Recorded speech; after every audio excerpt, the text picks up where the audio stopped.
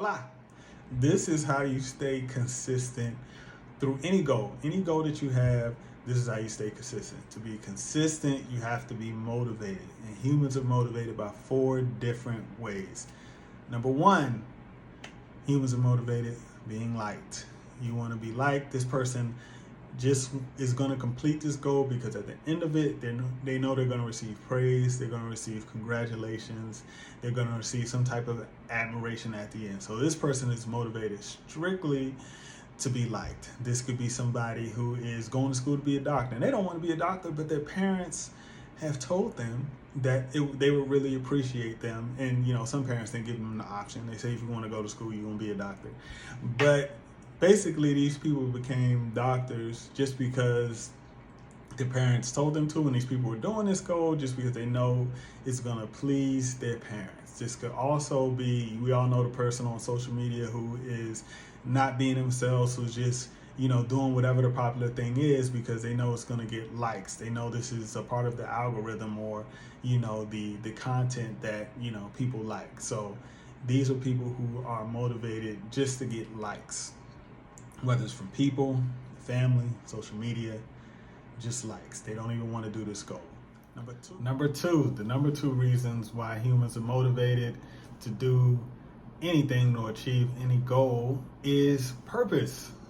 Purpose. This video right now is only because of purpose. I'd rather be doing something else. Y'all would not see me if this wasn't my purpose, my God-given purpose. I'm faith-based, so I believe my purpose comes from God. But whatever your purpose is, you have several groups that started off with purpose. Mothers Against Drunk Driving. It's an organization that was started from a mother who tragically lost their children through drunk drivers. So you have the Jimmy V Foundation that was started to fund cancer research after Jimmy V caught cancer. And that research actually helped cure his own daughter. So you have a long list of social activists that started from their parents who were community activists, and they saw, in their parents how they were working for something that was bigger than them. So the number two reasons humans are motivated to do anything is purpose. This is something that's greater than them. Number three, third reason why humans do anything is for love. We do it for self-love. Maybe you're going to the gym. Maybe you're eating better because you want to show that self-love to yourself.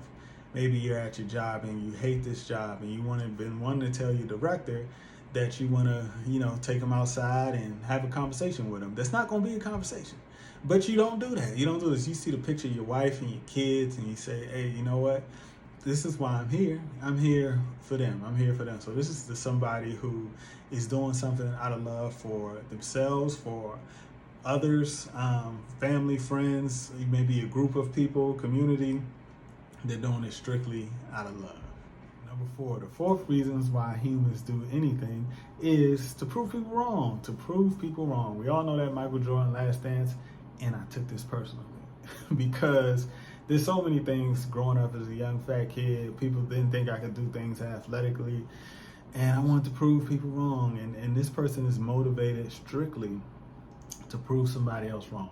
Someone told them that they couldn't do certain said thing, and they wanted to prove them wrong. So this last reason is for everybody that took things personally. Michael Jordan, a lot of those, he talks about this in The Last Dance, a lot of those motivations, people didn't even do anything wrong to him. He made those things up in his head just so he could be motivated to prove somebody wrong. So the last one is to prove somebody wrong. Okay, so out of those four reasons, four motivations why humans do things, it's only two that's going to leave you consistent. Only two. Number one is purpose. You feel like something is bigger than you. That's going to keep you motivated because you're not just doing it for yourself. You feel like this is a calling on your life. Number two, not coincidentally, is love. Another one of those things where they collide is you're doing this for somebody else.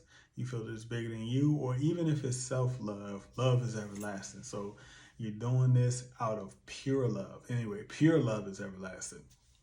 So doing these things Purpose and doing it out of love is going to keep you motivated. If you are doing something to be liked, humans like one thing one day, they hate it the next day. You're going to be a hamster on the wheel trying to keep up with humans. You're never going to be satisfied. You're just going to be tap dancing around trying to do what humans like. And it's not going to be sustainable because it changes. And the same thing with proving somebody wrong. Once you prove them wrong, then what? You don't like this said goal. You didn't like what you were doing. You're only doing it just to prove somebody wrong. So once you prove them wrong, then you go back to what you were doing. You don't stay consistent with it because you never wanted to do it in the first place. The only motivation you had was to prove somebody wrong. So those two things are never going to last. Now, of course, there are things how you can set up your schedule, how you can do it at the peak time that I talk about in Trust Your Vision, where you can read and get more detail on it. But the number one, you're going to fail before you get to any of that stuff, any of the analytical or the scientific data behind, staying consistent. Number one is your why. If you're not driven in purpose or in love, then you're not going to be consistent. Anyways, appreciate y'all watching. Thank you for tuning in, and y'all will see me again soon.